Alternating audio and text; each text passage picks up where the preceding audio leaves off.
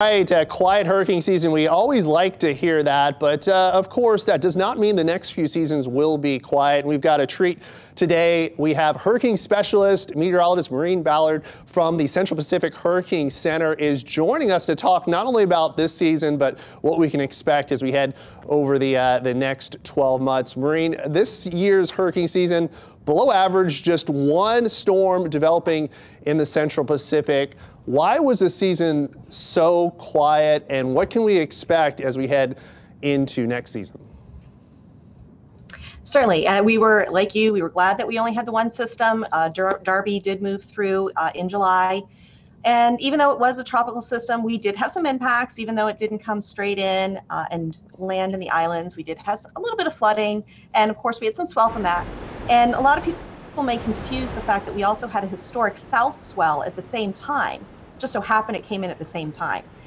So we were glad that, and primarily we believe initially that the La Nina, the cooler water temperatures helped to suppress some of the tropical activity.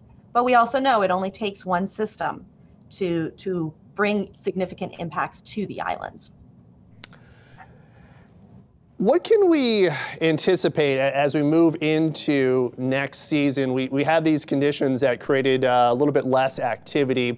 Are we expecting those same conditions to be in place next year? I know we're looking out very far. It's only November. We're still technically in hurricane season 2022. But in terms of next year, if you look at your crystal ball, do we expect any changes? We are going to be watching that over the next several months. We are constantly tracking and working with the Climate Prediction Center to be looking at the longer range term conditions, sea surface temperatures, La Nina, El Nino, those different larger scale conditions. And that's what we will be looking at over the next several months. And as we go into the springtime and when the other experts start looking together towards the numbers for next year. So an average year, we would see 4 to 5 in the Central Pacific, between 140 and the date line. And so we're just going to look at that and go forward. And let's talk about, while it's been quiet here, of course, on the East Coast, not the case. We had Hurricane Ian that caused major damage across the state of Florida, actually was in Florida when landfall occurred. Talk about, number one, could a storm like that affect the islands, and what can we expect? It's been a while since we've had a major hurricane near us. What can we expect here in the islands if we were to be unfortunately impacted by a hurricane? As I said, we always know that it only takes one system to impact us. And yeah, if we were to have a major hurricane, which we've had major hurricanes near the islands before. Fortunately, as you've said, we haven't had one land recently.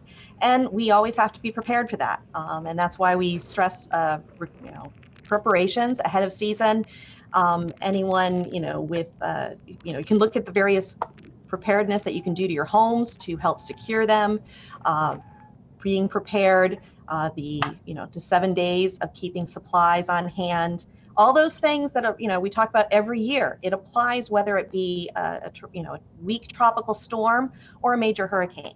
Recovery time is going to vary based on the areas impacted. Well, Maureen Ballard, thanks again, meteorologist from the Central Pacific Hurricane Center. Thank you for your time. We are crossing our fingers, and we hope to see another quiet season ahead next year, but we will, of course, be prepared. For now, we'll go ahead and toss it back to Mika and Marissa at the desk.